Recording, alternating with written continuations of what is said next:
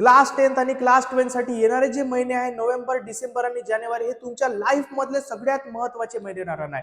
आतापर्यंत तुम्ही जेवढी स्टडी केले नाही केले, तुमचा फर्स्ट टर्मचा रिझल्ट चांगला आलाय, खराब आलाय, चांगले मार्क मिळत आहे, खराब मार्क मिळत आहे, सगळं काही विसरून जा. तुम्हाला चांगले मार्क मिळत असतील पण हे 3 महिने जर तुम्ही वेस्ट केले तर तुमचा रिझल्ट पूर्णपणे पडणार आहे. पण आतापर्यंत तुमचा खराब रिझल्ट आलाय, पण आता सुद्धा तुम्ही 3 महिन्यामध्ये असा स्वतःला चेंज करू शकता की तुम्ही त्याचा विचार पण नाही करू शकत. 3 महिने आहे तुमच्याकडे 90 डेज.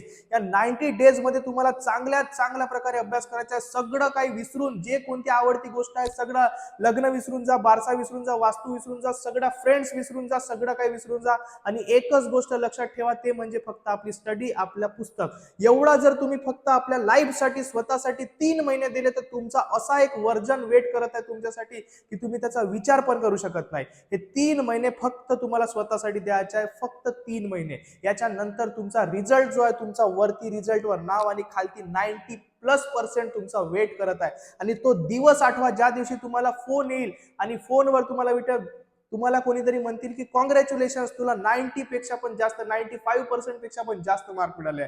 तो दिवस आठवा आणि आधी सगळं काही सोडून आता फक्त आणि फक्त आपल्या स्टडीवर फोकस करा.